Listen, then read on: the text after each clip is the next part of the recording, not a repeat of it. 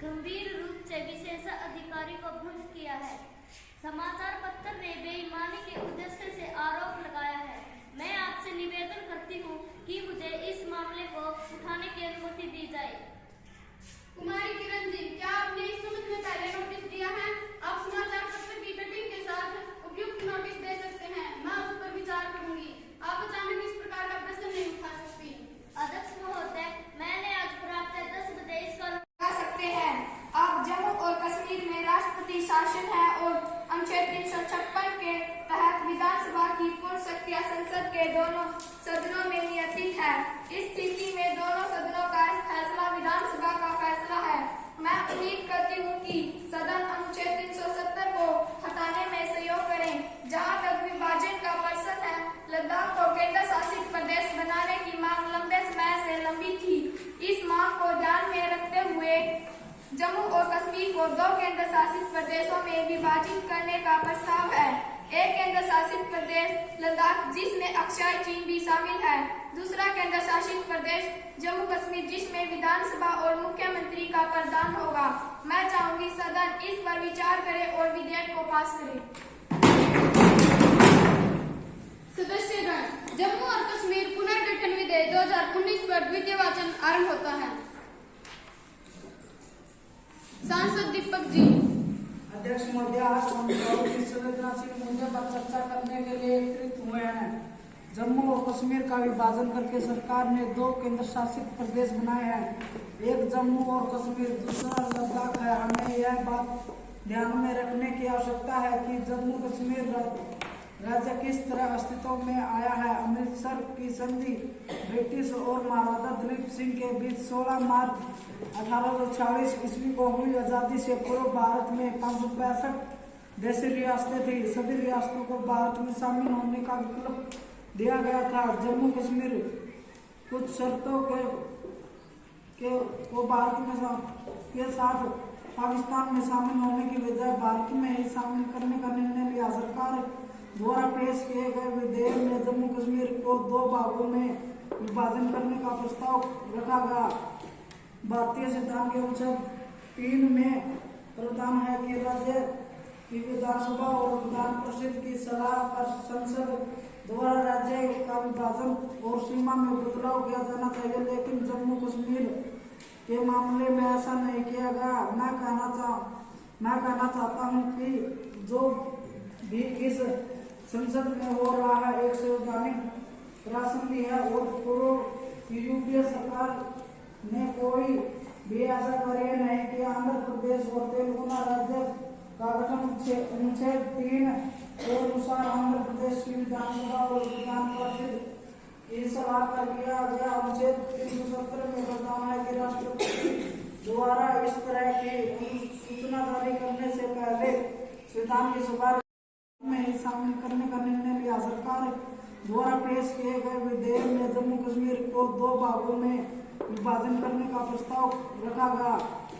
भारतीय संविधान के अनुच्छेद 3 में प्रावधान है कि राज्य की विधानसभा और विधान परिषद की सलाह पर संसद द्वारा राज्य का विभाजन और सीमा में बदलाव किया जाना चाहिए, लेकिन जम्मू कश्मीर के मामले में ऐसा नहीं किया गया।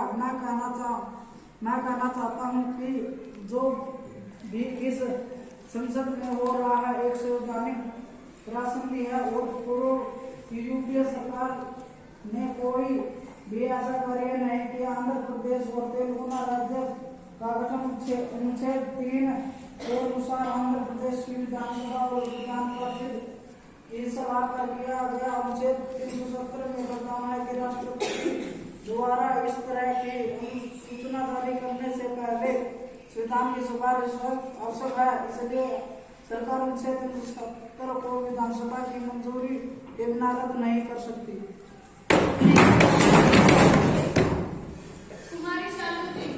अध्यक्ष महोदय, सरकार राज्य विधानमंडल से बिना विचार किए विमर्श विधायक ला रही हूँ। सरकार का कहना है कि मैं विधानमंडल अस्तित्व में नहीं है। अध्यक्ष महोदय, मैं पूछना चाहूंगी कि सरकार ने वहाँ चुनाव क्यों नहीं करवाए? स्थानीय लोगों की सलाह इसमें शामिल नहीं की गई।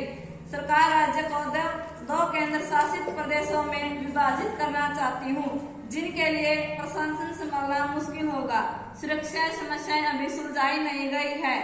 सीमा क्षेत्र में लोग सुरक्षित नहीं है अध्यक्ष महोदय, इसलिए मैं सरकार के इस फैसले पर विरोध करती हूँ। कुमारी प्रीति जी। माननीय अध्यक्ष महोदय, मैं प्रधानमंत्री और गृह मंत्री का जम्मू कश्मीर पुनर्गठन विधेयक लाने पर धन्यवाद करती हूँ। वल्लभ भाई पटेल, डॉक्टर भीमराव अम्बेडकर और श्याम प्रसाद मुखर्जी ने अनुच्छेद 370 को भारतीय संविधान में शामिल करने का विरोध किया था, किंतु स्वार्थ की राजनीति ने इसे संविधान का हिस्सा बना दिया। अनुच्छेद 370 ने बेरोजगारी, भ्रष्टाचार और आतंकवाद के अलावा कुछ नहीं दिया। जम्मू और कश्मीर में कोई बड़ी फैक्ट्री नहीं लगाना चाहता, कोई जमीन नहीं खरीद सकता। मैं बताना चाहूंगी, आयुष्मान भारत योजना का लाभ जम्मू कश्मीर को छोड़कर शेष सभी राज्यों को मिल रहा है। ऐसा इसलिए है क्योंकि वहाँ पर कोई बड़ा अस्पताल नहीं है, ना ही कोई स्थापित करना चाहता है। वास्तव में जम्मू कश्मीर के पिछड़ने का कुछ नहीं दिया। जम्मू और कश्मीर में कोई बड़ी फैक्ट्री नहीं लगाना चाहता, कोई जमीन नहीं खरीद सकता। मैं बताना चाहूंगी, आयुष्मान भारत योजना का लाभ जम्मू कश्मीर को छोड़कर शेष सभी राज्यों को मिल रहा है। ऐसा इसलिए है क्योंकि वहाँ पर कोई बड़ा अस्पताल नहीं है, ना ही कोई स्थापित करना चाहता है। वास्तव में जम्मू कश्मीर के पिछड़ने का सबसे बड़ा कारण अनुच्छेद 35 और अनुच्छेद 370 है।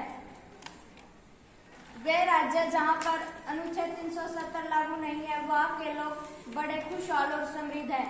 अतः सरकार का अनुच्छेद 370 हटाना एक सराहनीय कदम है। कुमारी पूजा जी। माननीय अध्यक्ष महोदय, जम्मू कश्मीर को दिए गए विशेष दर्जे को हटाया जा रहा है। मुस्लिम अल्पसंख्यक समुदाय को हाशिए पर लाने की कोशिश की जा रही है।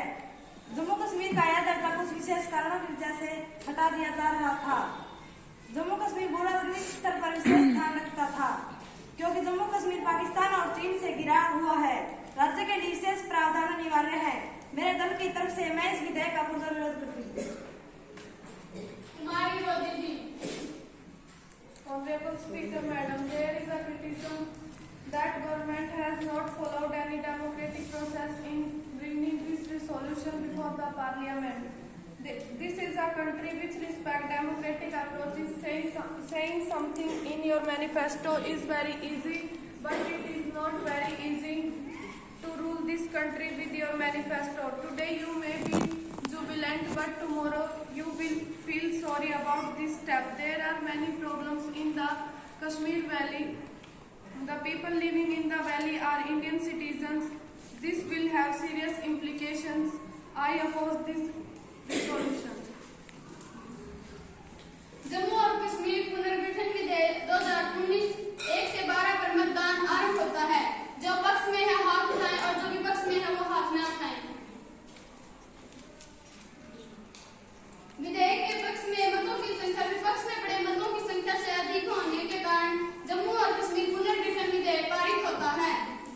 सदन को अनिश्चित काल के लिए स्थगित किया जाता है। मैं चाहती हूँ कि सब राष्ट्रगान के साथ कार्यवाही का समापन करें।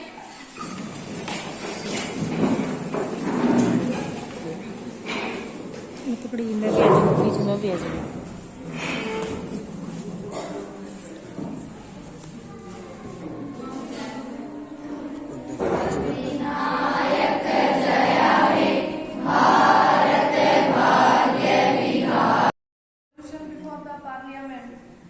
This is a country which respects democratic approaches.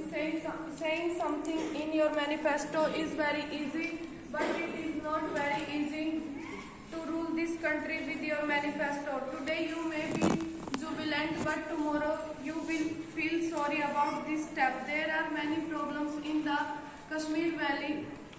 The people living in the valley are Indian citizens. This will have serious implications. I oppose this resolution. Jammu और कश्मीर पुनर्गठन विधेयक 2019 1 से 12 पर मतदान आरंभ होता है। जो पक्ष में है हाथ उठाएं और जो विपक्ष में है वो हाथ न उठाएं।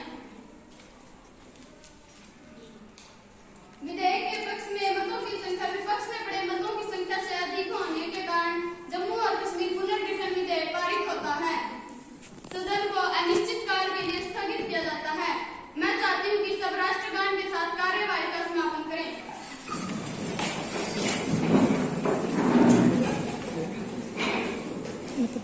आ जाओ, बीच में भी आ जाओ।